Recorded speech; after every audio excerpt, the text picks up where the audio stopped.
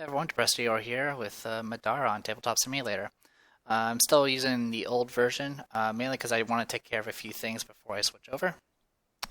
First thing, there's a few things. I've been doing my own personal playthroughs, and I believe at the end of last video I mentioned I wasn't entirely sure how the intelligent AI tiles worked exactly for the more up to the higher tier ones. Um, and I believe I found it out during a sub video where I was just reading, lore and stuff. But apparently, if we take something like this ancient cave sickle, which is the next tier up, is it the next tier? Sorry, that's actually 2 tiers up. But we'll use that as there it is, Elder. So there's Elder, Cave Sickle, Ancient Cave Sickle. These are stronger versions of Cave Sickles, as you can probably see from their stats. If you actually look at the back of the card, along with their usual lore, which is still the same, it actually has some information about spawning them. And I didn't realize this is the only place where the rules are at about how to spawn specific upgraded versions of monsters, which is probably okay for like the physical board game, because I mean all the AI cards should be together anyway, so you can always just flip them over easily. But in digital case, it was a little annoying that the only source is on the back of these cards that are all in these little bags or decks or whatever. That being said, the updated version of this module actually takes these versions into account, and will whenever they are deployed at the start of an encounter, they will deploy the one that matches their current level type. So for the most part, from the start of Chapter 2, we will be fighting Elder Cave Sickles and a few other upgraded versions of monsters. I believe it's Cave Sickles will be upgraded. Gavaden will become Grizzled Gavaden. I don't believe we might fight the next tier of Earthloa. I believe we do. As soon as I find it, I believe it's Cardinal. If the current level is common, yes. So we'll be fighting those. Same thing for this one. Yep, common. I think the only one that isn't upgraded, the only ones that are not updated are the Waterloa. The Waterloa does not actually switch over immediately. If you actually look at the card, it says it will switch over once we get to Ramstein Cliffsides. If you're playing the story mode, if you're playing crawl mode, if it is common, then yes, you'll fight this version. Also, during any 2 skull or higher bounty side quest, you'll also fight Crystal Waterloas. And I think we don't fight Eldritch Animates yet either, not until Uncommon. So, alright, so yeah, these will be the upgraded ones. For the most part, when I switch over to the updated version, it should do most of that for us anyway. So my first personal playthrough of this, I didn't realize that, and so I played through pretty much all of Chapter 2 using regular monsters. I still got wrecked in some cases, but once I found out that I made that mistake, I started a new playthrough and played it all the way through again. At this point, I've played through all of Chapter 3, and it's very, very impressive overall. Anyway, I've been kind of rambling a little bit at the start here. Part of the reason why also I have not switched over yet is I want to take care of the rest of the shop phase. I did most of it, but since now I've played through essentially twice now. I have some different thoughts about things I want to change. So for one thing, I'm gonna not buy the ghost canister. It's good. There's definitely there is merit in stacking a bunch of utility cores and just spamming them to get as many items as possible, but it's not really necessary. And while I do want the extra defense eventually, I don't need it immediately, especially for characters that are more support or ranged. The other thing is I'm actually going to swap out this exquisite pendant. And I actually I ended up getting a core on my personal playthrough of one of these aligning machines, and I'm actually kind of a big fan of them for an archer character. So this is an upgraded form of the counter amulet, or counter core from the mundane tier, which only had essentially exhaust for counter. This one has the same thing. It's slightly higher defense and has a different exhaust ability where if you ever miss an attack, you can immediately make a follow-up attack. Very similar to the hand axe. The difference, though, for the lightning machine is it can be either or. It can be melee or ranged attack, while the hand axe has to be a melee attack. So we're going to swap these out. It is 5 gold cheaper, so I'm going to get 5 gold back. So that's going to put me at 57. The last thing I'm probably going to do, I'm kind of still torn for doing it, is I want to grab a longsword, and I tempted to grab a talisman. Where's the talismans? I know they're in here somewhere. There it is. And a talisman. Now, we haven't messed with talismans since the mast. Pretty similar stuff as before. This one actually has a casting upgrade. It goes up to orange, which is slightly lower tier than a standard upgrade, like using staves and stuff. And any attacks or spells that are used have to be empowered. Now, the Sea Witch Fetus, which is the upgraded version of our previous talisman, also has the added effect of ignoring negative effects of water terrain and currents, which means you won't be dragged by currents, and you won't be slowed down by water terrain. Now, for Remy, I mean, obviously you have flight, but having options of moving normally without having to spend that extra stamina to fly is pretty good. The other benefit is that's not going to be useful really for Remy is you would get +1 to your force checks or your total force whenever you are casting while you are in water. Also, something to note: it says ignore negative effects of water terrain and currents. I believe that means you can dodge in water, so that's pretty unique too. Now, obviously the longsword kind of goes well with a talisman because it's light, and if you have a light weapon, you get an upgraded die type to red. Unfortunately, I won't get the other benefits because it's not a sword or a longsword. So yeah, and the reason I kind of want to do this is the scythe. While I do like it, if you look in the top right, you might notice it actually has heavy on it. I actually did not notice this on my personal playthrough when I originally used the scythe. I didn't, because I'm so used to seeing like heavy as part of like the description, like kind of like with the Warhammer where it's on the bottom. But it's actually a key word and can be put in the top right corner. So equipping the scythe would actually make Remy slower, as well as make her lose a point of agility, bringing her down to 5. And she has the highest agility, so it's not that big of a deal, and she doesn't really need to make that many agility checks since she doesn't usually jump. I'm not too worried about the reduced movement, but still, I kind of want to change things up anyway. So I'm thinking maybe go back to longsword and talisman and go from there. There was some discussion about whether or not the summon will also get the empower effect or not. Either way, I'm okay with it. I'm not that concerned about it, and I can always spend the extra stamina to empower anyway if I need to. So that's kind of the plan. Now the bad part is, of course, this is slightly more expensive than what we had before. So 40, 40, and a 60. So it'll cost me 20 gold to do this conversion. Now, since this is the same shop phase, I'm just taking back some options that I chose earlier. So that's what, otherwise I would have to sell. Now, there are a few things I wish I could change, but I can't because I bought them back in a previous shop phase, and therefore I would have to sell them. One of them is too many belts, which is a good accessory, but my biggest issue that I tend to see very often is status effects and spells, and really a cloak. It gives you a dodge and gives you that added empower die whenever you're making conviction checks, which is what the protection does. So I've quickly become a fan of cloaks over too many belts.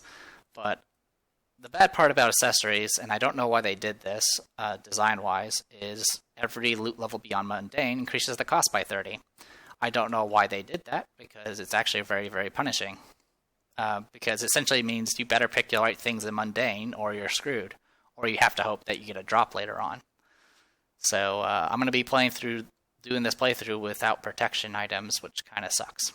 Also, I have yet to actually get an accessory for Rook, but it is what it is. Anyway, so yeah, I did sorry for not being able to show off Scythe, but I don't exactly need it right now, and I'd rather have the extra mobility. The only now, depending on what the rules call for the talisman with summons is concerned, Scythe might have the advantage in guaranteeing that you get the empower die, but overall, I'm fine with it. Anyway, so since I swapped over, I'm going to go ahead and bring my agility back to normal and my speed back to normal. Everything else, I think, is fine. Now, with this combination here, instead of having a teal and an orange, which is what the Scythe was, I would actually have a... sorry, I'm not used... I've been playing with the new layout, so I'm actually kind of being thrown off of where the dice are right now. So it would be, what, an orange and a... It would be an orange and a red would be the layout if I went with this. And a red die right now is actually pretty good. It's essentially red dice is what you would get from like a base weapon in uncommon tier, which is kind of the main advantage of going longsword if you can get a light weapon combo with it.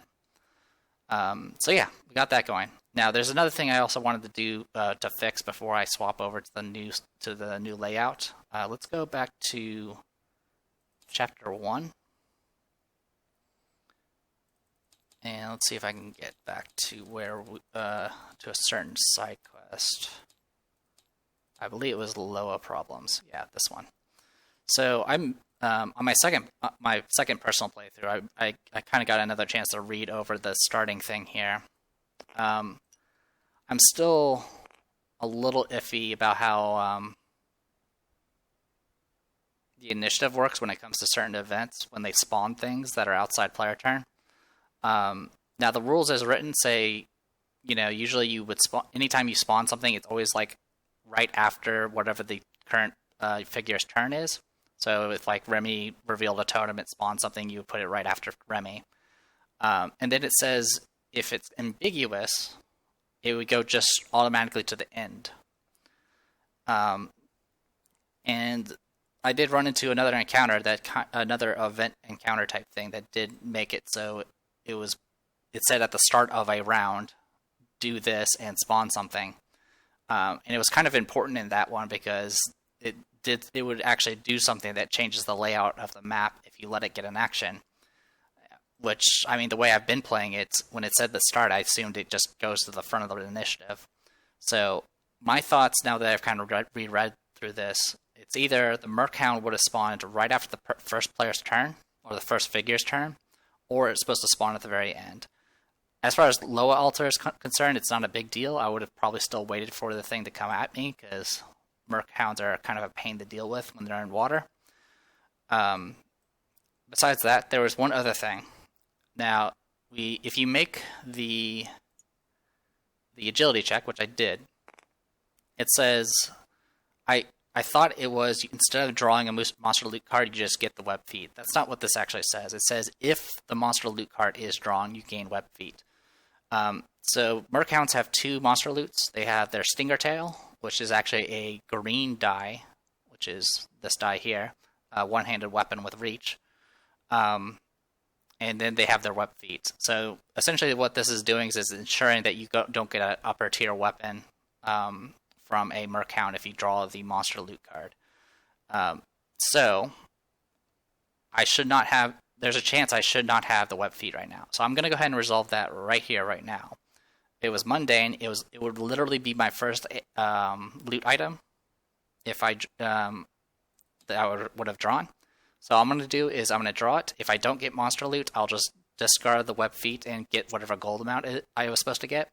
If I get the monster loot, I'll just keep the web feet. So, okay, so I'm going to go ahead and get rid of the web feet. And instead, I will get 5 gold. So I'm at 42 now. It's not a huge deal as far as, well, it does change mobility, of course, because you're able to move the water really, really easily. But as far as, like, all it would have done is made things take longer for me to complete in the long term. So I'm not too worried about it. But like I said, I just wanted to correct that. So it does mean I have a relic slot open for Rook. That's fine. I think that's all I'm going to change for now. I'm kind of fine with the builds I have right now. Yeah, so I'll do a Talisman and Elenian Edge and see how that goes. I think the free and power for attack will probably be okay for Remy, um, since she doesn't really do very much damage anyway. She's not really a primary physical attacker anyway. Anything else I'm changing around? I'm not going to do any respecs or anything like that. I guess the only other regret, because I did mention, the accessories. The other thing is, instead of getting Devastating, I kind of wish I had grabbed Otherworldly. Otherworldly is a lot better for physical attackers because it gives you the option to use books for other things. So this would be what Otherworldly is. It not only boosts your force when casting, not that I really use it for that. It's your attacks gain +2 magic damage when you for every 2 books. A lot of physical weapons don't actually use the book symbols, so this would ensure that you get maximum damage from any rolls that you do. Also, it's magic damage, which will bypass armor. So that might be something I pick up later. For now, I just have to rely on overwhelming offensive power instead. Anyway, I think that's just about everything. So when we come back, I will be on the new layout, and I believe we'll just be diving. I think we'll be diving into a new bounty, or the bounty, because there's only one. Anyway, be right back. All right, everything's moved over. I got dice set up. I got a copy of dice set up for Eliphi. I did get confirmation about the talisman. You do apply the power to both attack and spells for summons and conduits. That seems to be the intention. I made copies of the barrier and haste stacks just so I can have easy access to them. I got the bin token set up. I do need the summon tokens. I always forget those. All right. Thanks to the update, we now have access to common, uncommon, as well as common stuff. And that was the one thing that was keeping me from attempting bounties, simply because the bounty does have an opportunity to get uncommon consumables. So since we do have access to those now, I will go ahead and do the bounty first. The neat thing about the bounty is, while it's rather difficult and you probably are going to fail it on your first attempt, even when you fail, you get to keep whatever you find in it. And if you go back, you can get more stuff. And you can attempt the bounty once every story round. So essentially, not being the bounty essentially gives you an extra attempt to get more and more loot. Which we need loot because we're kind of burned out on consumables due to the fight with the warden earlier. So yeah, so the plan is we're going to go ahead and attempt the bounty. I don't expect to win, but I would like to go ahead as far as I can to get as much loot as possible. It'll also give us an introduction to some of the new monsters as well as upgraded forms of monsters. The only annoying thing about the bounty is the bounty book is over here for some reason. It really should be with everything else, like the crawl book. There's only one bounty that's available, which is a 2-skull difficulty bounty, which is the Blighted Terror. I guess the other thing that's kind of neat about bounties is you can kind of use them in any sort of storyline, though right now we only have one storyline that we're playing through. And yeah, so I guess as far as full disclosure, this is not my first attempt to record this. I did actually do the encounter, and as I expected, I did fail it, but I had screwed up so many rules on both sides, both on my account, like forgetting a lot of my abilities that I should have been using, and messing up things like totems and turn orders and stuff like that. I went ahead and I'm just wiping the slate clean and attempting it again. I just wanted to make that clear, though. Like I said, I did fail it. I was not too bothered by it, by that fact, but when I realized I hadn't used, my heal tokens or my res, it was it wasn't a good showing of the bounty. I mean, I don't plan on using any items because I'm trying to use this as an opportunity to restock items, but I should be using at least all my abilities. So part of it's just simply because I've been playing my personal run so much, I completely lost track of who can do what in this particular party. So I need to remember things like, obviously, Bearer of Justice does Wilt. I need to remember that Zeke is actually the healer, and Rook is the one that has the nukes and all that. But like I said, I just wanted to be fully disclosed.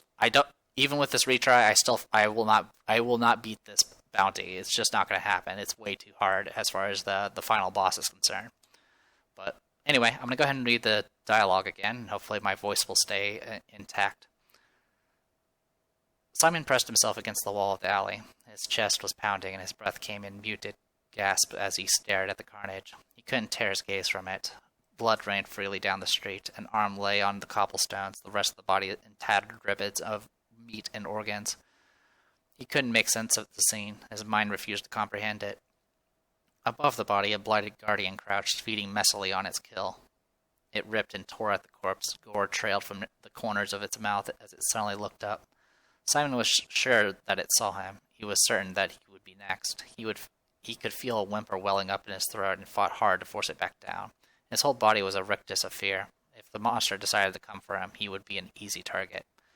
It was bigger than any blooded guardian that he had ever seen, covered head to toe in exposed ropey muscle. Simon could see each powerful movement it made in detail. It rippled in the dimness of the evening. Something else about the monster was off. It seemed almost intelligent. Rather than attracting more attention like a normal blighted guardian might, it stayed quiet as it tended to its kill.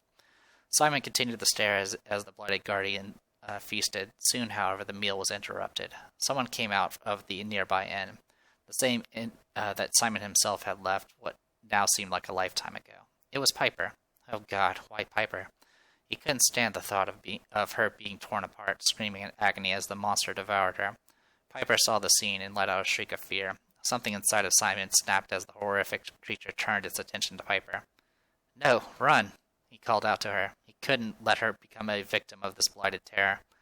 Piper, however, stumbled backwards, falling as she did. Simon broke out of his stupor and dashed to her. She grabbed his hand and they ran.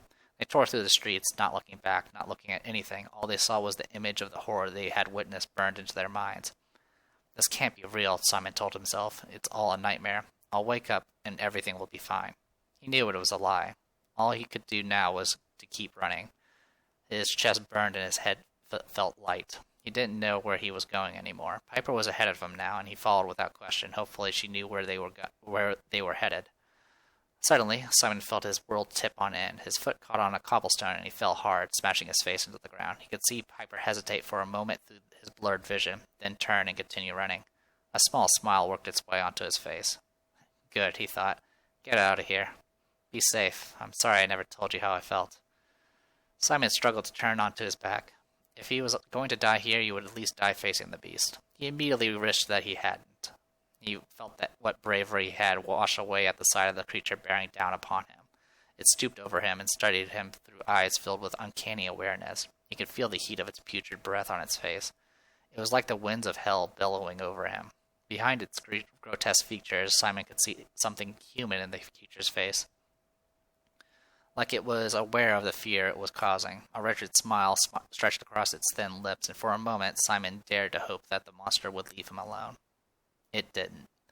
The last thing that Simon knew was the unbelievable agony of evisceration as the monster tore into his body. Once it was done with him, the blighted terror disappeared into the night, free to continue its blood-soaked reign unchecked.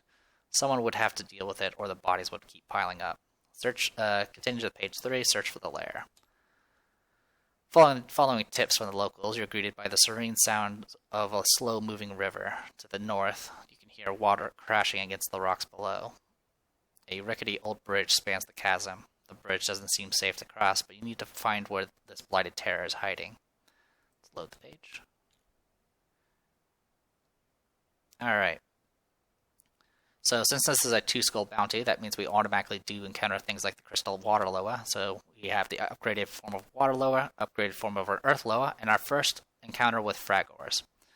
As for the difference, for most of these, it's going to usually just increase their die type, their HP, their conviction die, maybe give additional symbols or make their current symbols a little bit stronger. And then, obviously, casting die if it applies.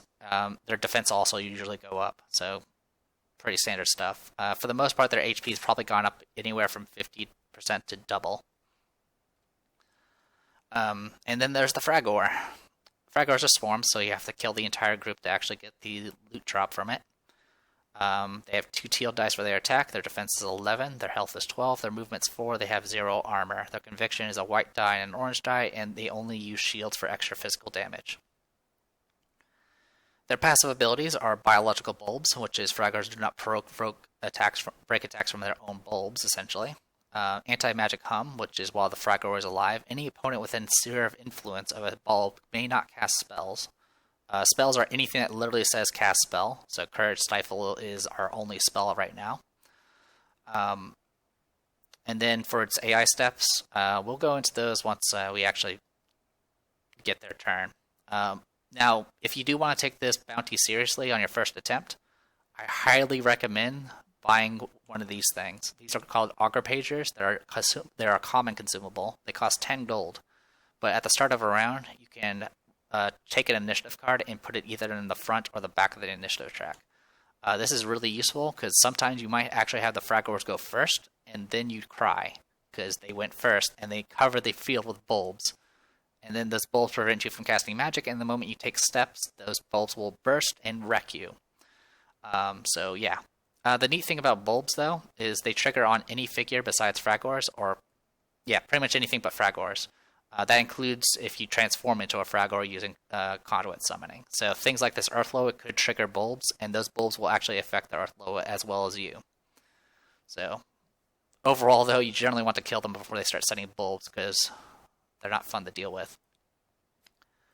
Alright. Let's see. Where's my... I need an Earthloa? Yep, there we go. Earthloa. Alright, everything else should be set. Nope, they're not set. I need to fix all this. Oop, wrong thing. You should have 34 HP, 1 armor, 11 defense, 6 movement. You should have 14 health, 2 armor. The rest is fine. You should have 11 defense and 15 health. Yeah, that sounds about right. 15 health. Rook should have 18 health and 4 armor. 10 defense. The rest is fine. Okay, sorry about that. I think that's correct.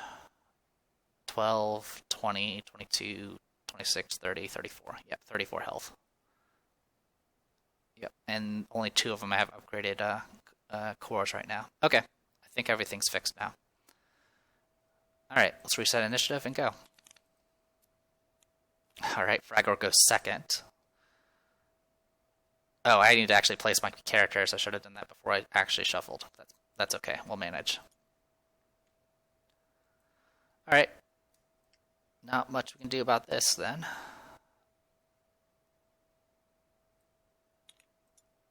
We'll put Rook here. And put you there. Actually, flip these two. Do that. Alright. Okay. Sorry about that. I should have placed first. Alright, so Remy goes first. It's first round, so I don't get any additional stamina. I do have access to a summon. I'm going to go ahead and do movement first. And I'm going to jump 2 spaces. Oh, I guess I should talk about the special encounter rules. We have slow currents on the map. There's current on this river here and this river here. They all go towards the cliff edge essentially. Perilous bridge. If there's ever 2 figures on the bridge, it breaks, and then it all becomes dangerous terrain. When the bridge breaks, you can make a jump. Monsters can jump 2 spaces. You can do the usual jump check. Of course, if you fail the jump or have no place to jump, you will die. Slippery rocks is just like slippery everything else, where if you step on it, you have to make an agility 10 check, else you will be pushed. You'll slip off it and fall into the current. As far as the current itself, it counts the slippery rocks as water as far as the current is concerned, so you'll be swept across it. And as for the objective, we need to find a blue exit, which is currently not on the board. There's a blue objective here: green totem, red totem, blue totem, water loas, earth loa, bridge, fragors, us. Alright. This is my second time going through this, so I'm trying to do it a little bit faster. Also, the video was just super, super long, so I want to try to make this a little bit shorter if possible. Anyway, Remy goes. I already spent the stamina to move. I'm going to jump 2 spaces, so it's going to be a DC 12 check. She has 6 agility, and Rook will provide +6 from his strength. So 6 plus 6 is 12, so even without Rook, it's easy enough to make the jump. 1, 2, 3, 4, 5. We're going to go here. and make her attack. So I'm going to spend 2 stamina to attack. I automatically get empowered because of the fetish, and I don't get to turn it off. Also, I keep forgetting that this fetish makes it so I'm immune to water effects and currents, but I always forget. So let's make the attack. I could try to reroll. So these things have 11 defense, and this thing's in difficult terrain, so I'd have to roll a 12. So essentially, I would need to roll a 5 here. I would like to try to hit this thing, though, and try to kill it now if I can. If I did a 5 right now, it would do 2, 3, 4. It would do 4 damage.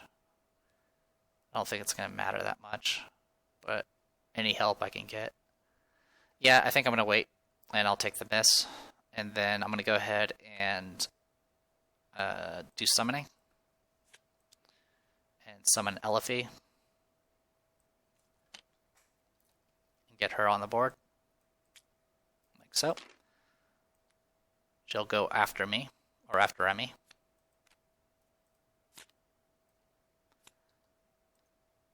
We'll spawn her. Actually, spawn her here. Alright. And then I'm going to... I do get 2 summon tokens from that because I have a assemblage level of 2. I'm going to go ahead and use the summon token to make her attack for free. Elifie's attacks are empowered, just like Remy's, because of the talisman. It misses because of the skull. It also didn't roll high enough. I'll go ahead and use the other summon token and make another attack. Alright, 15. I was going to target the orange one just simply because I might be able to do a throw on it. So it would be -1, so 14. It has 11 defense, I believe. So it's going to be 3 damage base.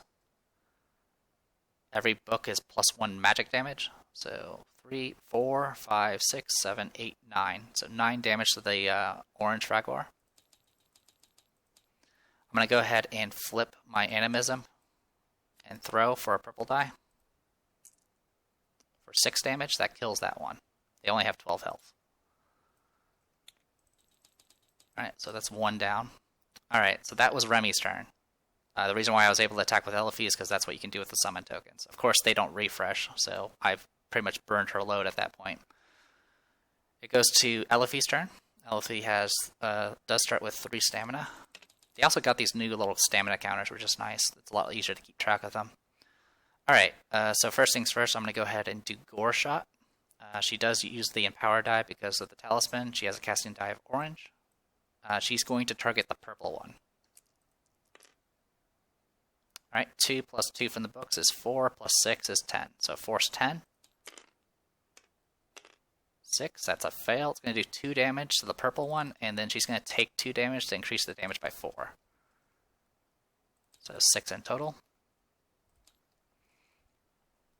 Alright, next she's going to attack. It has to be empowered. Oh my god, I was so close. Stupid dies are bumping into each other. I don't have a way of making somebody else reroll, do I? Nope. Sure don't. Alright, that's it for her then. I can't make any other fancy actions. I can give somebody barrier, but there's no real point in doing that. So it's going to go Earth Blower. There's nothing in range to give a barrier to, so it's just going to move forward. 1, 2, 3, 4, and nothing's in range. Alright. Then it's going to go to Fragors. The red one, there's nothing adjacent. Then it continues down. There is an opponent within range 6, which is actually Rook. Yep, center to center. Okay, so yeah, that actually works. So it's going to shoot at Rook. Rook will not dodge. Alright, misses completely. Then it will place a random bulb token on or adjacent to the target, so it's adjacent to as many opponents as possible. Do not not on top of another bulb. It automatically shuffles the bulb, so I'm just going to draw and place it here because that's adjacent and hits as many people as possible. All right, and then it's going to can it move adjacent to an opponent? Yes, move to be adjacent to as many opponents as possible. So it's going to move here, and then it's going to deal purple damage to itself and everyone adjacent. So it's going to explode.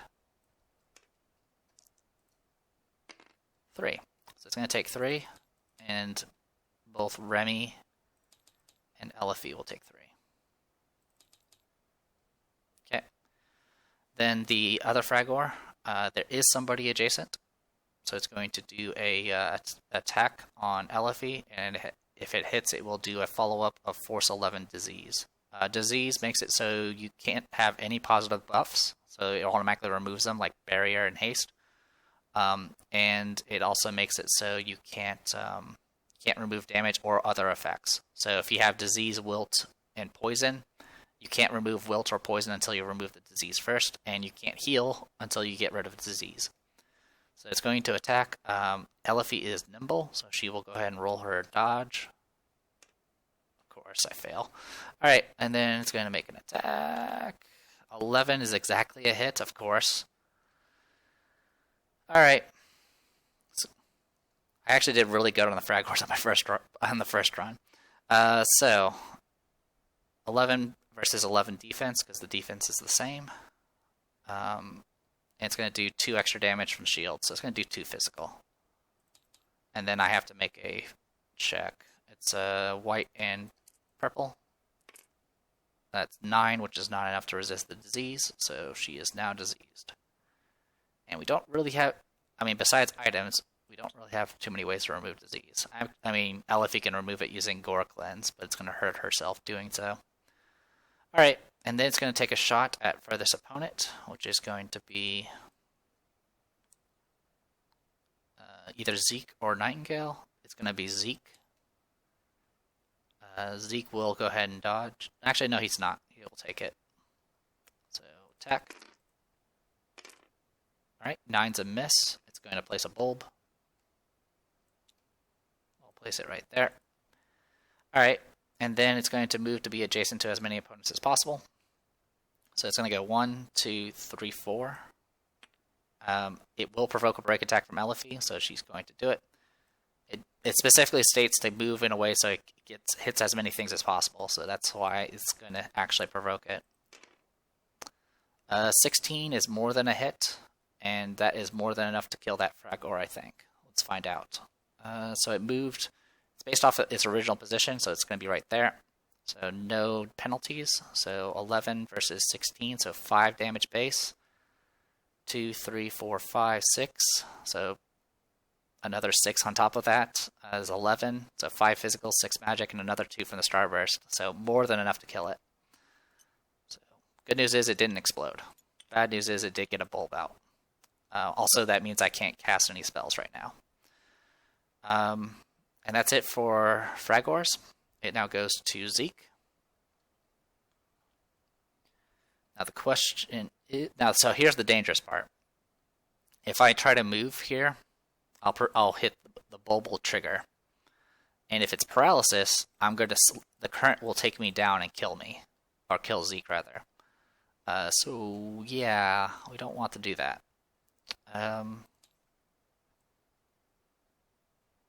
And unfortunately, the Elifie square is actually blocking me, so I don't actually have a clear shot.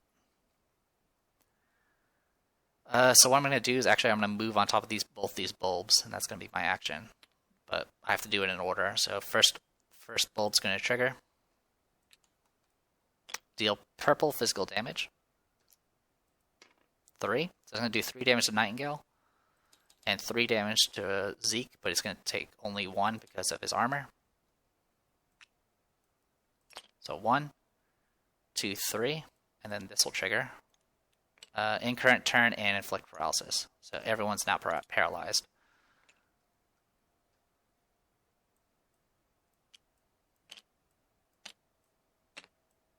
Yeah, like I said, these things are just a pain to deal with. And they're a swarm, which means they don't give you much loot. So all three of them are paralyzed, which is kind of good because that means they'll be immune soon. Goes to Waterloo. Waterloos have no targets. I'm not going to worry about that. Goes to Nightingale. Nightingale's paralyzed, and now she's immune to paralyze. Yeah, you get immunity to paralyze after it wears off. I just represent it by flipping the coin or flipping the token. Goes to Rook. Flip it, and next round. All right, goes to Zeke's turn. He's paralyzed. He does get his stamina though. All right. And then it goes to Remy. We'll get 3 stamina. She's going to go ahead and make an attack and try to hit this red one again. And fails.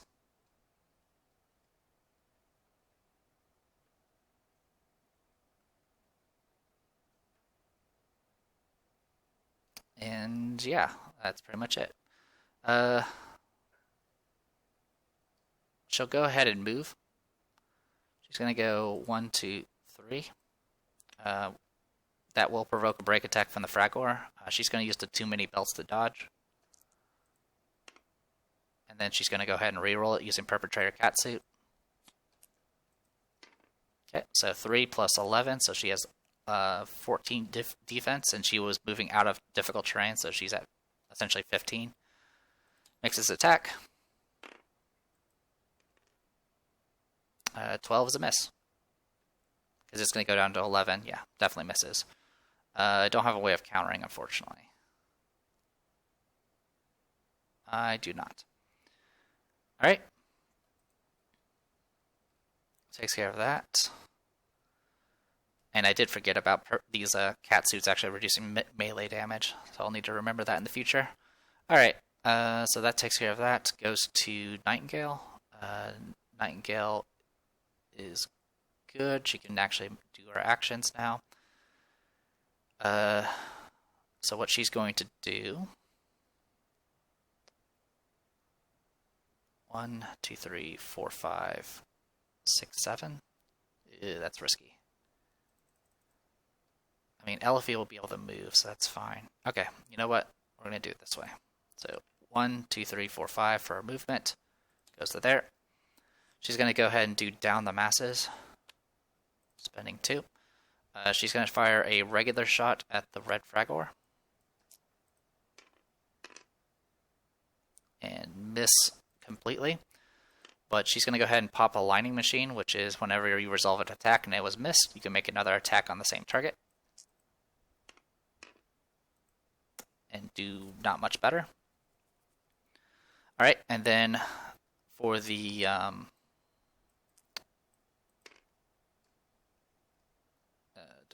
Earth Loa, she will go ahead and empower it. Actually, she will use the Infection to reduce the cost of an action or ability by 1 by taking 1 damage. So she can do the Empower for free. And this is for the Earth Loa. Alright, 11 minus 1 because I'm shooting through an ally. 10 is a hit, but it's not enough to actually do any damage if I leave it as is. So I'm going to go ahead and re-roll the 5. Actually, you know what? I'll just leave it. Instead, I'm going to shoot the Fragor with the last 2 stamina. And unfortunately, that's a miss. Unless I want to re-roll. It would essentially... I would have to roll 4 higher than what I have to actually hit. No, sorry. I would have to roll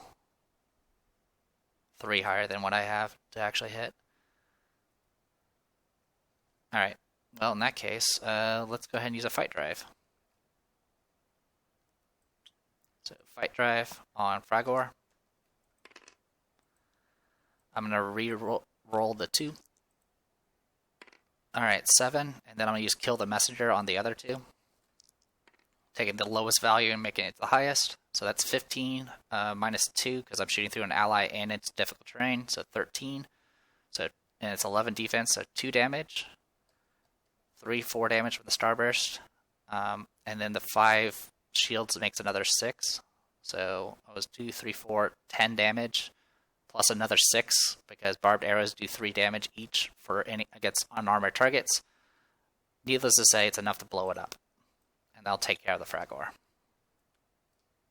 So let's go ahead and get our first common loot. 10 gold.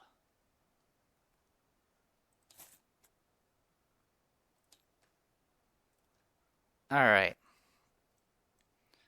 Goes to Elifie next. Elifie will get 3 stamina. And then she's going to go ahead and do Gore Shot on the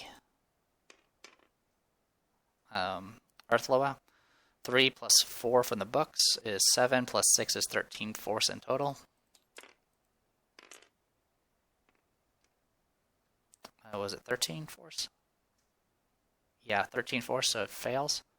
Or sorry, it doesn't resist. It takes 2 damage, and then I'll take another 4 because she'll take damage to do the extra. Elifie's HP is the same as Remy's as always, so she has 34 right now. So she's 9 out of 34 as far as damage is concerned. She is going to go ahead and spend a stamina and take 2 extra damage to remove the disease using Gore Cleanse. So exhaust the Gore Shot, exhaust the Gore Cleanse. She'll take an extra damage as well, and give barrier to 1, 2, 3, 4 to Rook. So that's up and running now. And then she's going to move.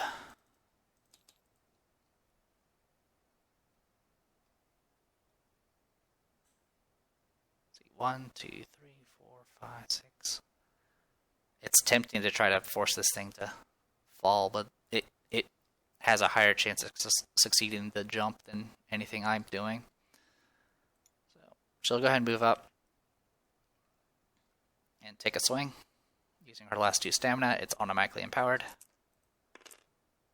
Alright, 10 is enough to hit a Earthloa. It only has 10 defense, even a Cardinal one. The damage is going to be 0. Also, I need to remember this thing's been debuffed. It only has 3 armor, not 5. I still wouldn't have... Yeah, if I had done the... Honestly, if I had done the Devastating, that should have actually done damage. It would have done 1. Yeah, I would have done 1. It was, what, 11? I'll check that in a second. Okay, so yeah, I had done exactly 10 as to hit the Earthloa, so exhausting both the Devastatings would do 1 damage, thanks to the debuff from Elifie. So I'm just going to do it, just because I've had enough of, forgetting abilities. It's a little difficult playing 4 characters by myself. I'll hopefully be part of a group by the time you guys see this video, but we'll see. Alright, so that was Elifie. I did 6 damage, 7 damage. Oh, right. I was doing the attack roll here. So no physical damage because I did base 10, and then I did 5 magic thanks to the books, for a total of 12. Be right back. Okay, just confirming I didn't double dip on damage. Alright, that is it for her. It's going to go to Earthloa. Earthloa has no targets to buff. There is an adjacent opponent, so it's going to go ahead and do the force push at force 12. Unfortunately, I only have white and purple dice, which are not very effective against high values. So, fails it. She's going to take 2 magic damage, then get launched back for 1, 2. So she's going to take 2 damage from the magic, 2 damage from slamming into Nightingale, and Nightingale's also going to take 2 damage. Then the Earthloa is going to move forward and attack Elifie. Elifie has Nimble, so she will dodge once and get +1 to it. So that's, I have 11 defense, +4 from this, +1 from Nimble, so a total of 16 defense. It misses, and that is it. Good thing it missed. Yeah, the biggest source of damage is, of course, magic and fucking, well, excuse me, sorry, my French. The irreducible from just getting slammed by everything. Goes to Rook. Rook gets his stuff. He's no longer hindered. He's going to move 1, 2, 3, 4, 5, 6. And then he's going to try to blast this thing into Kingdom Come. So, teal dice, because I'm using Maw of the Warden now. Alright, 7 plus 6 is 13. Courage Stifle. Alright. 4 armor plus 1 from barrier times 2, so a total of 10 damage. Remember when it only took like 2 shots to kill this thing? Alright, and then another Courage Stifle. For 6, 12. Alright, and that's enough to kill it, thank God. Yeah, it would bring it to 32. Alright, so that's Cardinal Earthloa taken down. We get to draw 9 gold. So that brings us to 61. Alright, we got the bridge to deal with, unfortunately. Goes to Waterloas. Waterloas are not going to do anything because they're still too far away. Waterloas are not going to do anything because they're too far away. And it goes to our characters. So Remy is going to get 3. And let's get her moving. So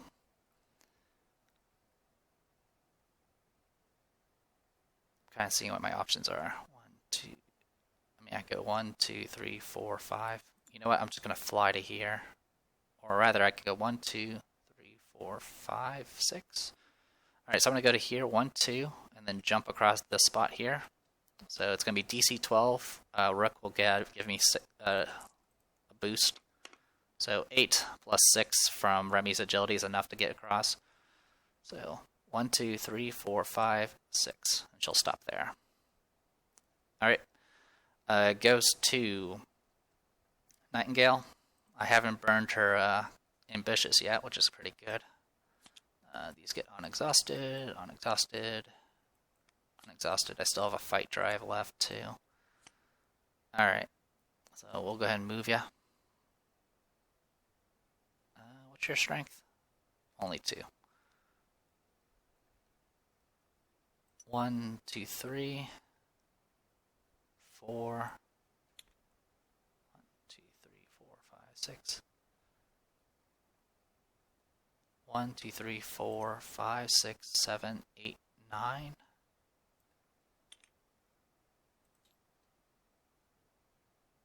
One, 2, 3, 4, 5, 6, 7, 8, 9. And we'll go here for 10.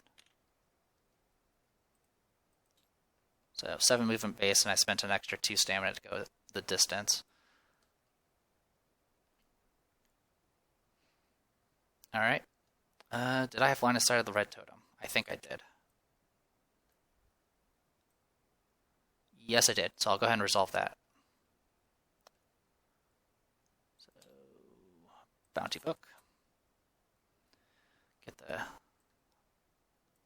the red secret revealer. Chest floats downstream. The current threatens to pull it over the edge. Place a random loot token on the space this totem occupied. Okay. They're already shuffled, so I'll just draw one. That was the right spot, right? Yes. Okay. Good to go on that. So yeah, that was 1, 2, 3, 4, 5, 6, 7, 8, 9. And then I could... You know what? I might just move here instead. Yeah, that's fine. And what I can do here is I'm going to go ahead and pop my other fight drive and take a shot.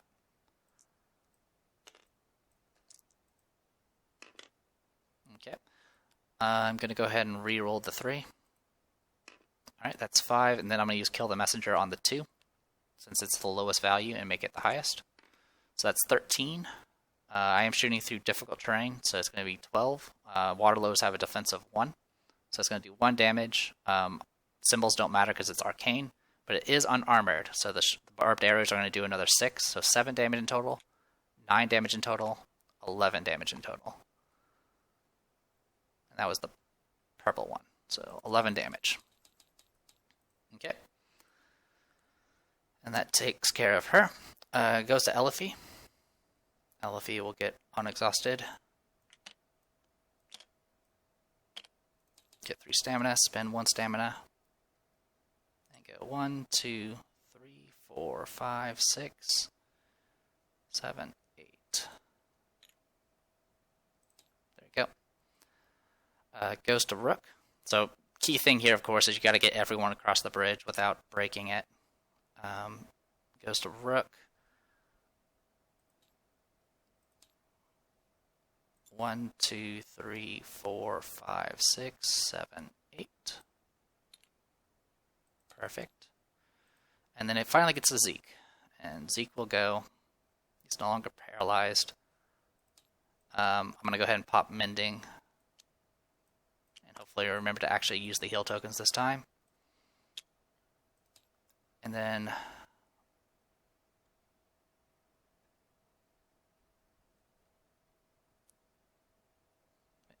I could have, let's see, do I want to try to make a 12 check? Or do I just want to move? 1, 2, 3, 4, 5, 6, 7, 8, 9, 10. So that was 6, 8, 10. Then I'll spend I'm going to spend a stamina to do Banish Knowledge and give haste.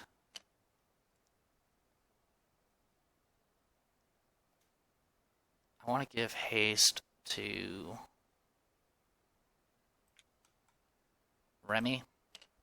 And then, of course, I'll give Barrier to Remy as well.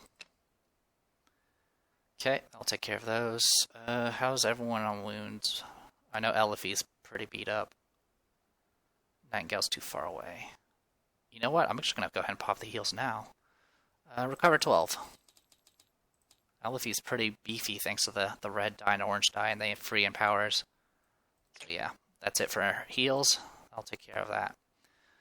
Also, I believe I had a question last session about being able to revive espers and summons, and yes, you can. You can use From the Grave on Elifie, which is good because she'll come back with essentially 17 health, which is more than some people's max health. All right, that was Zeke, and now since we actually did damage to a monster, we don't have to worry about urgency, so we're good to go. All right, this is perfect. The Waterloa has not taken an action.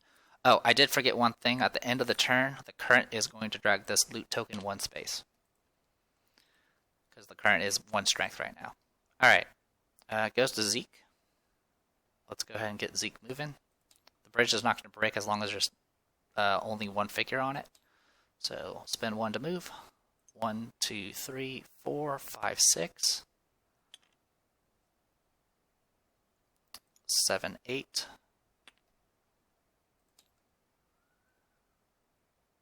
And I'm going to just start throwing things at you.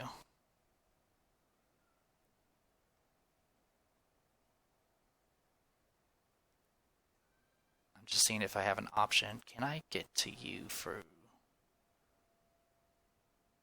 I don't think I can. Not until they move anyway. Yeah, I think I'm just going to stay there. Alright, so first things first, let's go ahead and pop the utility core. And then I'm going to pop the other one. Actually, before I do that, I'll throw. So I'm going to throw the hand axes. So, use 1. Throw. Alright, 6 damage. This thing had taken 11 earlier. So that's going to put it at 17. And then I'm going to just throw the other one for X amount of damage, which is going to kill it. Alright, perfect. Yeah, if you let these crystal water lowers just act out, they're just gonna they'll mess you up bad because they're even stronger than before. 8 gold.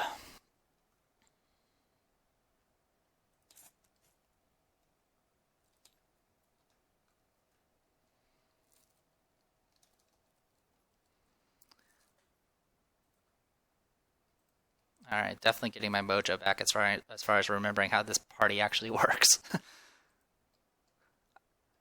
It's just a lot to keep up with. There's so many different builds and stuff. It's actually really impressive. Alright, so that was my throws. I am now going to use the utility gourds. I'm not going to bother swapping them because it's going to be the same effect one way or the other. I'm just going to remove these. I know the axes are used. So we're just going to do this and flip them. And then during the re-equip actions, I'm just going to swap these in. Alright, so we do get, it's equal to current loot level. The current loot level is common. Has it right there, loot level common. So stack these two together, shuffle, draw, and then shuffle, draw. I don't know when I started doing it, but in my personal playthroughs, I shuffle every time I draw. Alright, so I have a pager, which I talked about earlier, and of course throwing knives. Now the goal here is just to stock up on gold and items. I don't plan on using them during this attempt. This is more or less just to get ready for Malik's mission. Alright, that is it for Zeke. Oh, actually no it isn't. I still have magic armor and this thing, because it's a new round. So I'm going to go ahead and do magic armor and banish knowledge. We're going to give it to Nightingale. Yeah, I'm going to go ahead and give it to... Yeah, I'll give both to Nightingale. So, barrier and haste. Alright. That would cost 1 stamina. Alright. Good to go there. Next is Rook, who's going to move. 1, 2, 3, 4, 5, 6. Pretty sure I don't have line of sight. I don't.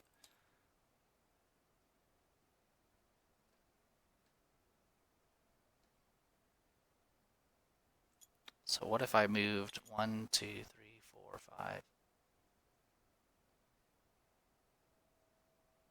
Wait, I was up here, right? 1, 2, 3, 4, 5, 6. So it'd be like diagonal that way. Yeah, there's not really a good solution here.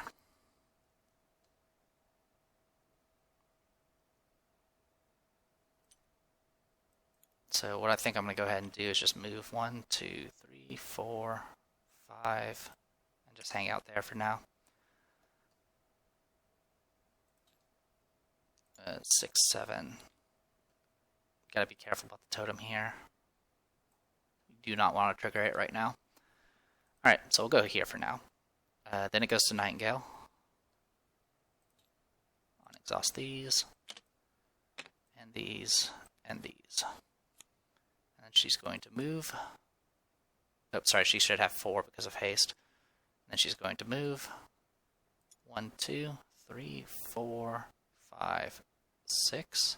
I believe this... Yeah, I'm good. I don't trigger that blue totem yet. Which is the best situation to be in right now. Because we need to deal with this water loa before we deal with anything else. Alright. So let's go ahead and make our attack. No need to empower because it's arcane. Misses. I'm going to go ahead and use a lining machine to get an additional attack. Alright, I'm going to go ahead and use Kill the Messenger to change that 2 to a 7, making it 13. This thing hasn't done damage or anything like that, so it's going to be 13 versus 11. So it's going to be 2 damage base, 4, 6, 12 damage in total.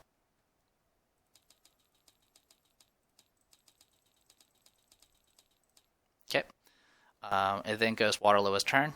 There is no negative effects on her, but there is a positive effect. It's going to go ahead and remove a positive effect from Nightingale, removing haste. And then she's going to cast within an opponent with an SOI, so it's going to do a casting die, and I will roll to resist. Rolled a 3, plus 6 is 9, and I rolled a 9. So it actually, I resisted it. I'm surprised. That's actually really, really good. Goes to Remy, who's all the way over there. She is hasted. We're going to go ahead and spin 2 to fly, so I can fly across the gap. 1, 2, 3, 4, 5, 6. Like so. I can move a little bit further. So 7, 8. That's, and I guess, what, 9, 10, I guess. We can go there. Should be good enough for her. Alright, and then it goes to Elifie. Elifie is not hasted. Spend 1 to move. 1, 2, 3, 4, 5, 6, 7, 8, 9. Actually, that's not going to be a safe spot. Actually, I can go maybe here. Not quite. Yeah, there's no safe place. I'm just gonna move her here, and that'll be it. 2, 3, 4. Yeah, wherever she was at. I think she was here, so 1, 2, 3, 4, 5. Yeah, that's fine. All right, new round. This loot token will move 1 space. All right, Elifie goes first. We'll just have to take it. All right, so she's gonna go to max stamina.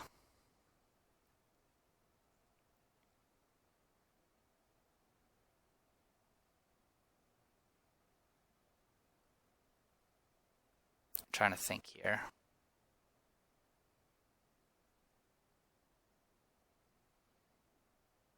All right, so what I'm going to go ahead and do is I'm going to go ahead and provoke that totem. So 1, 2, 3, 4, 5, 6. Totem. Of course, I already know what the totem does. Behind a stone statue, a large earth loa staggers around the corner. Spawn an earth loa on the space this totem occupied. But to make matters worse, a familiar howling from behind causes a sick feeling in your stomach. Spawn 2 Gavaden on any unoccupied normal terrain space on the east side of tile UM55. Add the following text to the bottom of the Gavaden's AI steps. Otherwise, move towards the nearest opponent. So, we got ourselves an earth loa here.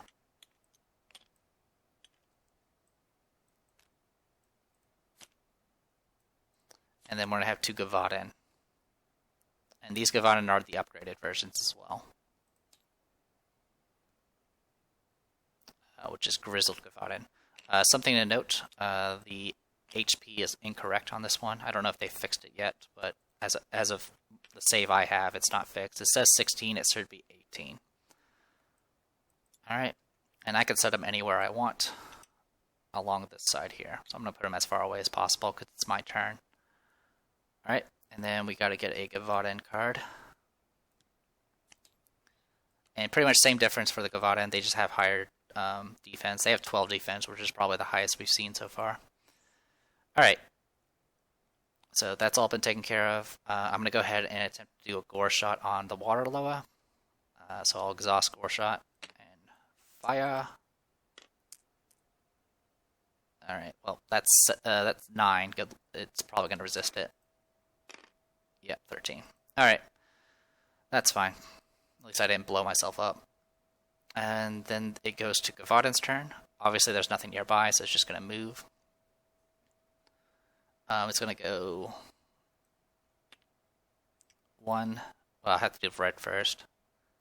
So I'm going to step here, and let's get a black die for it, because it has to make the checks too. Oop, let it set, then roll. 2, 3, 4, 5, 6. And then the other Gavaden's going to go 1, 2, 3, 4, 5, 6. Okay. Takes care of that.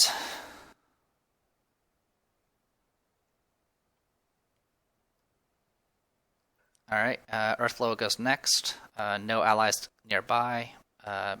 Can't blow anyone away. Instead, it's just going to do attack against Elifie, because it's within reach too. Elifie is nimble. She will dodge. She's also in difficult terrain. So 3 plus 1, that's 4 shields there. So 15 defense. And it misses. Alright, goes to Nightingale. Nightingale is going to...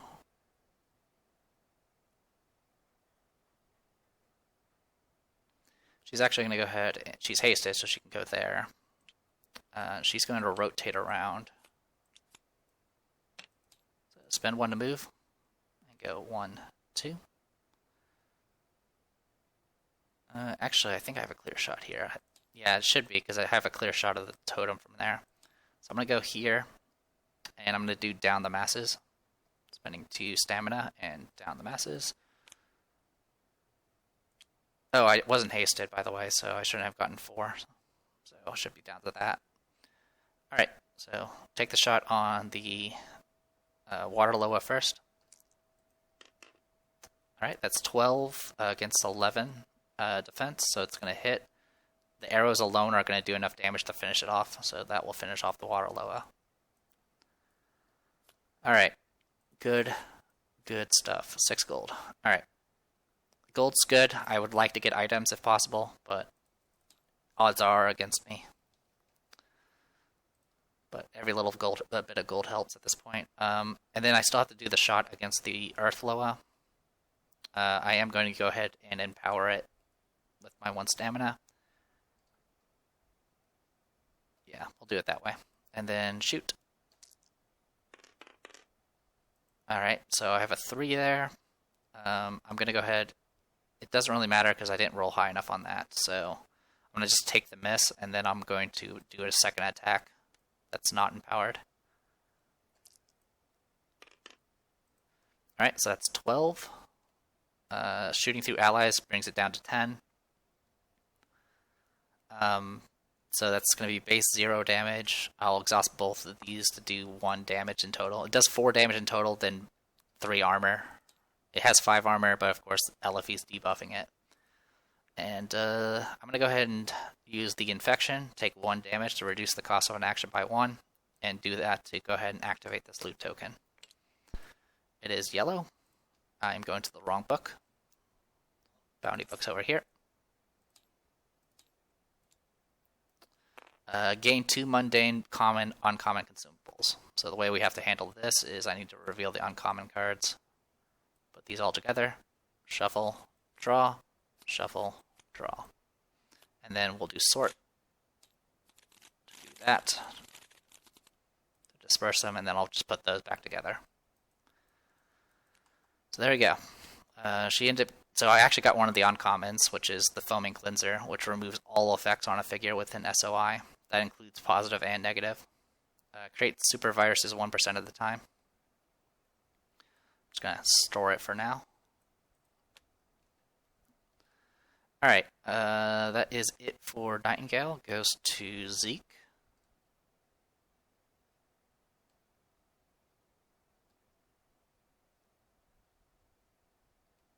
Alright, I have a baller idea to do here. Because I believe the way the thing says, if 2 figures occupy the special terrain space, so at any point. So what I'm going to do with him is I'm going to unexhaust his stuff. I've spent 1 stamina to move. 1, 2, 3, 4.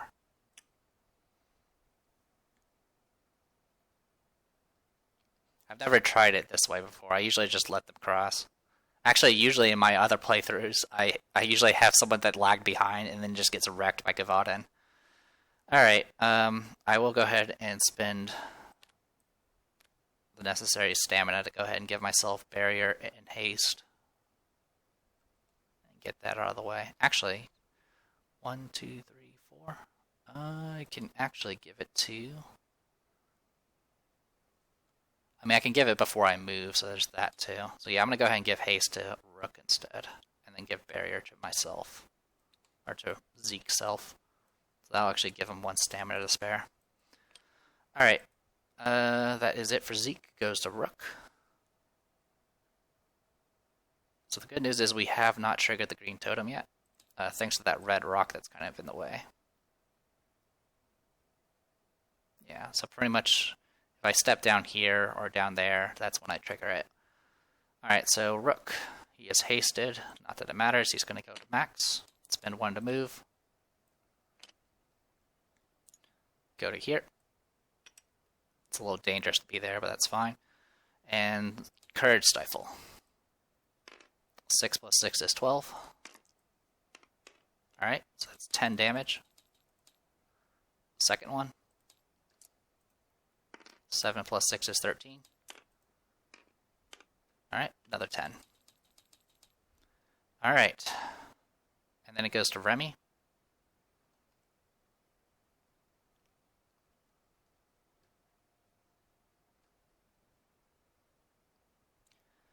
She is hasted. I'm going to go ahead and move her back. Go 1, 2, 3, 4, 5. This is mainly just so I can give Zeke a better jump check. And I don't really need her in melee range right now. So that's good to go. New round. There's no loot tokens to move, so we're good to go. Alright, Rook goes first. Gets 4 stamina thanks to haste. Spends 2 to start Courage Stifle. 8 plus 6 is 14. 10. Alright, that finishes off their Earthloa. Alright. Not bad. I will say it was better than my previous attempt. 7 gold.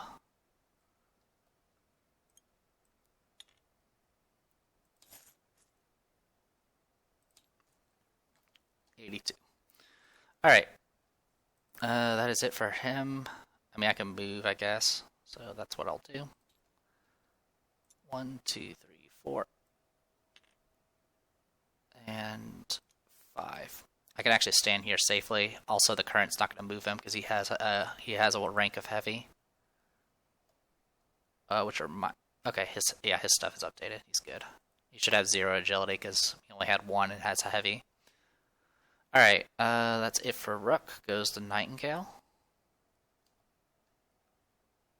I think I'm gonna let this be a round where I just refresh.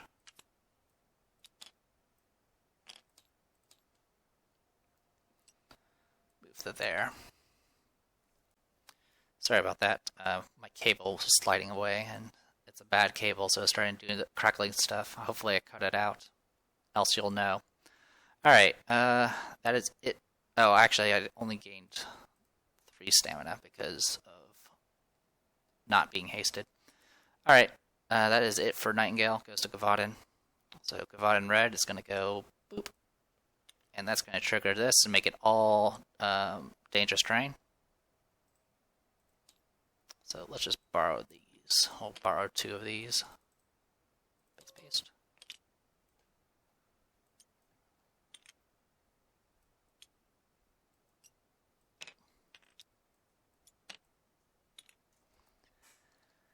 Sometimes the snapping's a little annoying. There we go.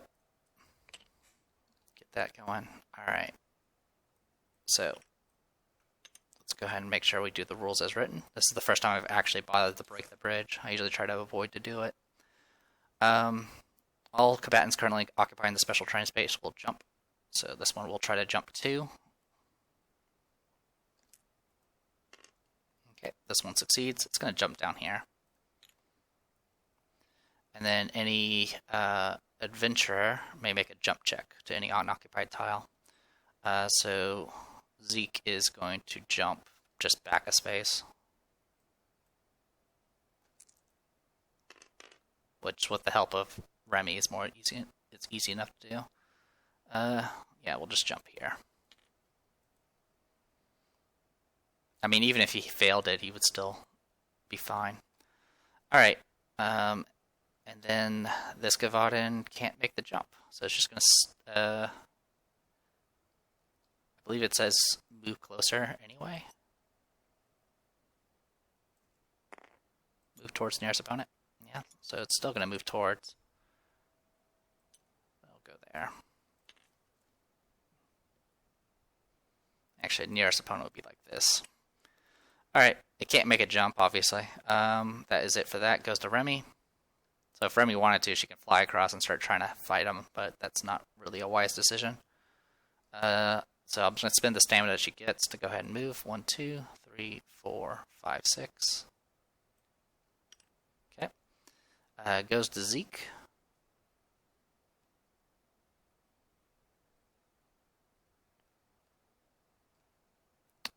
Zeke is going to go ahead and head on down. 1, 2, 3, 4, 5, 6.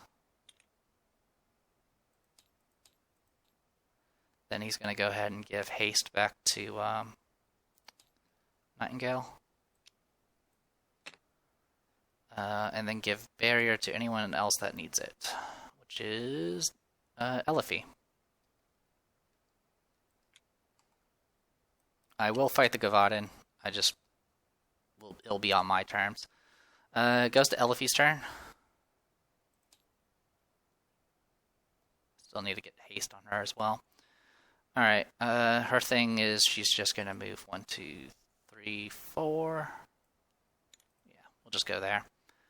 We did kill something, so we're good on this round for urgency. Alright, goes to Elifie's turn.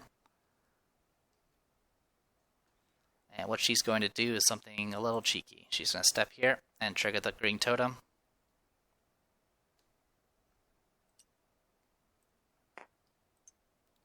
Alright, some Fragor crawl out of the pits in the ground, spawn 3 Fragors adjacent to this totem on any unoccupied normal terrain space. If there are no Fragors available to spawn, the adventurers gain an urgency token. So, get the Fragors again. And let's reset their health.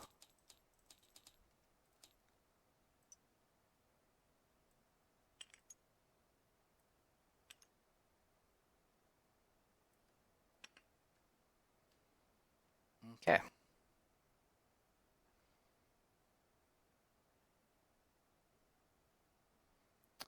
Unfortunately, my cheekiness is not going to work. It's actually going to go against me because that diagonal is actually legit. So we'll just have to make do. Alright, so 1, 2, so I was here. 1, 2, 3, 4, 5, 6, 7,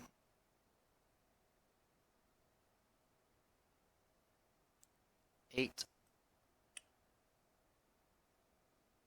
When I'm adjacent to the blue objective, you lean over to look down into the pit the Fragors burst from. A strange ichor covers the edges of the rocks here. To your horror, you realize that this is the way to the Blighted Terror. Far below you see still water and an earth loa. Place the blue exit token on any dangerous terrain space at UM35. So that's where we get our exit. I'm just going to grab an exit. Doesn't matter what color. We'll put it on this one. Okay. So it was 1, 2, 3, 4, 5, 6, 7, 8, 9. So that's going to use up that much stamina. Actually, 9, 10. We'll do it that way. Will that work? No, it won't. I have to do it this way. So I'm trying to block the way so they don't all get blasted by bulbs. I'll use the 2 stamina I have left to go ahead and attack the red Fragor and hope for the best. And it misses, not in 2 more ways than 1. Then she's going to go ahead and do Gore Shot. 7 plus 6 is 13. Okay, it's going to take 6. Because she's going to take the 2 additional. Alright, and then it goes to Fragor's turn. Red's going to go ahead and attack Elifie. Elifie will dodge with Nimble. Alright, so... Boop. So 15. Alright, 11's a miss. Then it's going to shoot her, because it's the only one. She's the only person that has line of sight. I'm not going to dodge because I can't. So 3 damage, 4, 5, 6 damage. It's going to do 5 because I'm armored. Alright, so 5 damage, and then we get a bulb. We're going to go ahead and hit shuffle once, and then draw.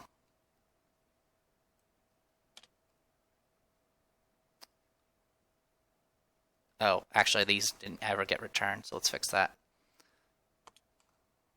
Yeah, I didn't. You're supposed to put the bulbs back in the pile, so let's fix that. Shuffle, now deal. Oh. You're not supposed to look at them. Alright, it goes there. Alright, and then second one is... Oh, actually, before that happens, 1, 2, 3, 4. It is going to go ahead and move to here to explode. It does provoke a break attack. Oh, I dodged the melee strike, so I don't have to worry about disease. So, break attack. Alright, 12 does hit, so it's going to be 1 damage base, and then every spellbook. So 2, 3, 4, 5, 6, 7, 8 damage to it, which is enough to kill it. So that removes that from the field. Alright, and then purple is going to attack. melee strike first. 13 is a hit. It's going to do 2 base, 3, 4, 5, so 4 damage in total because of the 1 armor I have. And then she's going to go ahead and make a conviction check. Fails. That means she loses barrier because she's going to get diseased.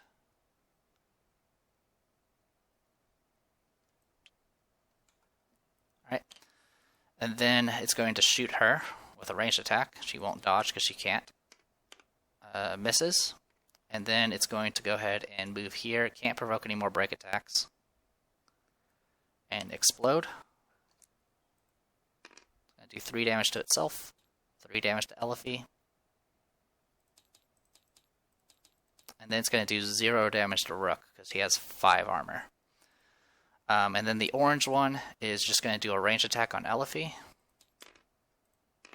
Misses. And then it's going to go just here and explode. For 7. 7 damage to itself. And then 7 damage to Elifie. So 25 out of 34. She has 9 health left. Alright, goes to Gavaden. Gavaden are not going to do anything. Goes to Zeke, who is not hasted. So spin 1 to move. 1, 2, 3, 4, 5, 6, 7, 8. So use all that. I'm going to go ahead and throw a Shiv at the orange Gavaden, because we haven't thrown them yet. 3 damage, and then I'll throw the other one. 8 damage, so 11 damage in total, which is enough to kill it. Okay. Oh, I forgot to place a bulb for the ranged attack from the purple one and the orange one, so I need to actually place bulbs for those. So we'll just make a wall of bulbs. Alright, fixed. Alright, goes to Rook. Rook can't cast any spells because Fragors are on the field. So he had 1 left, and he's going to get all this. Alright, so we'll go ahead and attack. I'm going to go ahead and empower it. So it's going to be a white and teal, because I have a Warhammer and a Maul of the Warden. Alright, auto misses because of the skull. In fact, I'm going to go ahead and use Maul of the Warden and exhaust it to roll a black die to deal physical damage equal to the number of shields, so it does 1 to purple. And then I'm going to go ahead and attack and empower. And miss. And that is it for him. Actually, I'm going to go ahead and use my Enchanted Piercings. 3 roll, so 12. That does hit, barely. -1 to attack because of the difficult terrain. So it's just going to do 2, 3, 4, 5 physical in total. Putting it 9 out of 12. Goes to Nightingale. Nightingale's going to move. 1, 2, 3, 4, 5, 6. Should have a clear shot on you. I do. I'm going to go ahead and do down the masses. They will dodge. So I'll start with the red one first. Alright, no dodge. I rolled a total of 11, which is going to be a miss. I'm going to go ahead and use this to attack again. That's also a miss. And then I'm going to shoot the purple one with the other shot from the down the masses. It will dodge. So both cases they do get courage, by the way. Not that it matters.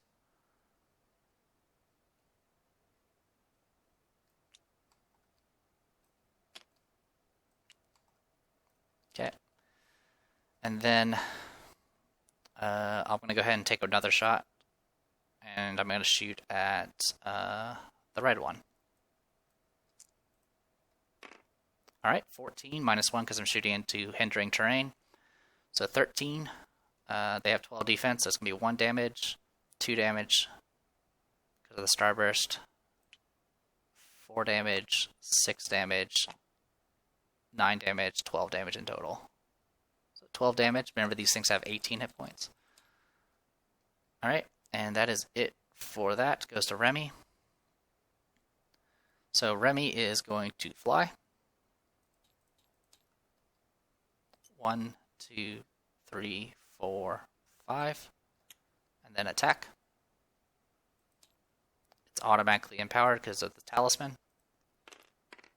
And I miss. I'm going to go ahead and use Enchanted Piercings.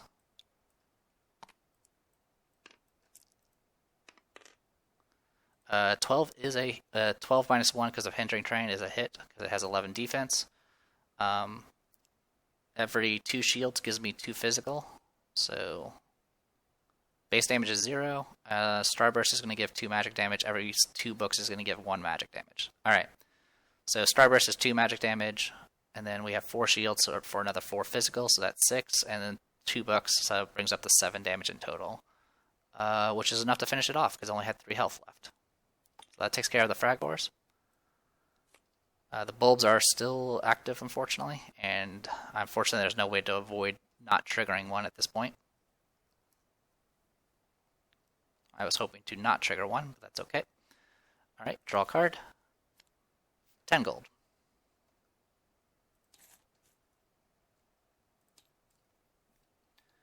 $92. Alright, next is new round. Alright, so give me 1 moment. Alright. So,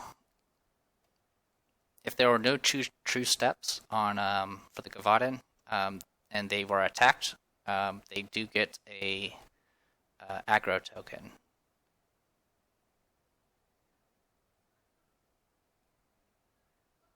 So yeah, if the combatant has been targeted and has no true steps on their turn, I think it has to happen on their turn. So I'm going to assume that is how it works. So they don't have an aggro token yet. They're about to once they have their next turn. All right, so it goes to Nightingale. So 4. I'm going to go ahead and spend 2 to go ahead and do down the masses. We'll target the red one first. They have already dodged, so they can't dodge again. Miss, I'll go ahead and reroll. Or not reroll, but attack again with a lining machine. That's a 2. I'll reroll the 4 and see if I get better. I don't, so I'm not going to bother. So it's a miss, and then I'll target, and then the purple one.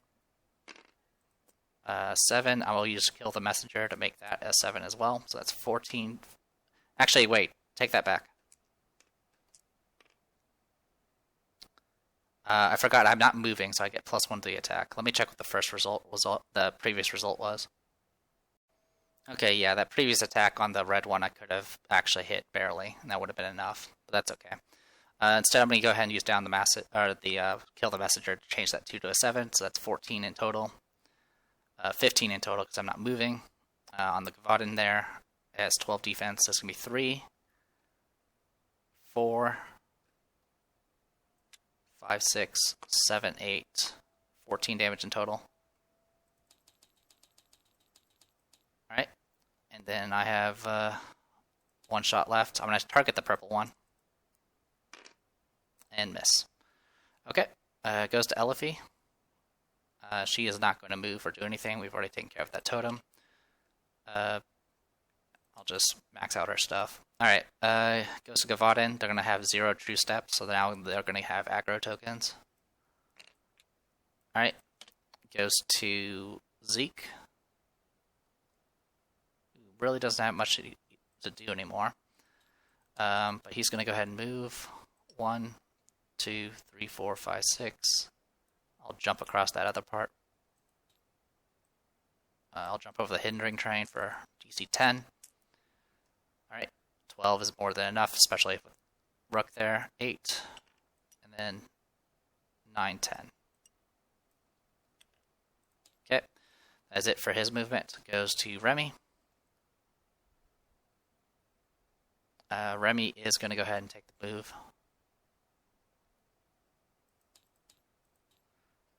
She'll attempt to fly, get inflicted with disease. Okay.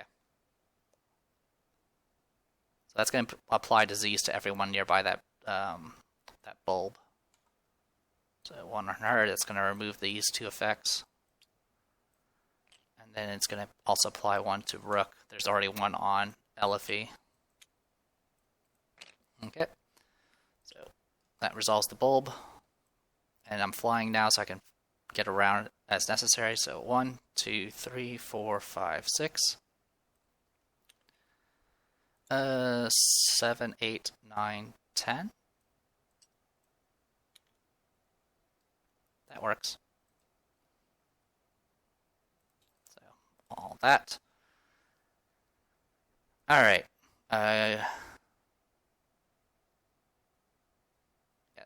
Goes to Rook. Rook is not actually Rook can move if he wants to. Get 3. Spend 1 to move. 1, 2, 3, 4, 5, 6, 7. Make sure that's right. 1, 2, 3, 4, 5, 6, 7, 8, 9, 10. There we go. Problem solved. So now even with the aggro token, they can't make the jump, even if it's 4 spaces. Alright. New round.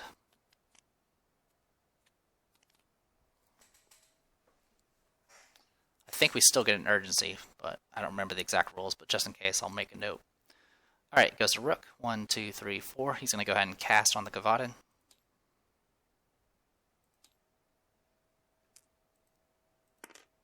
Alright, 8 plus 6 is 14. 12, it fails, it dies. It's going to take 8 damage. Alright, 8 gold. Puts us at 100, perfect. Alright, and then that's it for his turn. Goes to Zeke, who can't do anything. He's just going to hang out. Goes to Nightingale, who gets all of her stuff. This Gavaden will dodge again, because it has had an action. Also, this infection should have never been tapped. Alright, so he's just do a regular shot, because I don't need to do down the masses. Let's roll the dodge die. Alright, 0. So 12 defense. I have +1 to attack because I am not moving. I'm going to reroll the 3. I get a 2. I'll use Kill the Messenger to change that 2 to a 7. So 14, 15. That's going to do more than 4 damage, but just to do the math, so 3 base damage, +1 from the Starburst, there's 4. And then that's 6 there. That's enough to finish it off. More than finish it off. So Gavaden dead. 5 gold. Alright.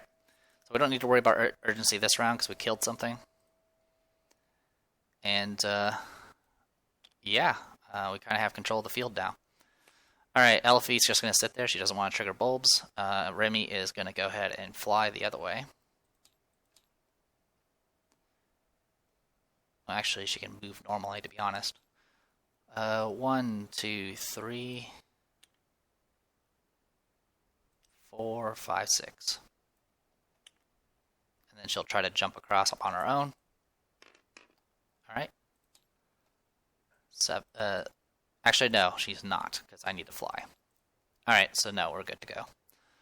Alright, new round. Everyone's going to pass their turn until it gets to Remy. Remy is going to fly and get on the exit. Alright, so there's no reward for hitting the exit. It's just going to be continue on to the next encounter, which is crossing the river. No, is that right? Yeah, crossing the river, I guess. Alright. Yeah, that's crossing the river. Okay. So with that, nice. Yeah, that went a lot better for me. I actually used my heals. I didn't need to res anyone. I don't think I ever really needed to use Wilt. Trying to keep the Earth Loa from just running around and bashing you and stuff. It's like locking it here so I don't have to worry about meleeing it and just kind of dodging there. Kind of kept it in place. Just running the bridge early on can be very useful. As long as you don't give them an aggro token they can't get across, so that can buy you some time. Fragglers are always a pain, and there's not much you can do about them besides just try to kill them first. And that's pretty much it. So the good news is we get to go to the next encounter, which means we can draw 2 more cards using our fancy items and go from there. So I'm gonna go ahead and call it here. I apologize for it being so long. I am the Depressed Eeyore, and this was Middara. See you guys next time.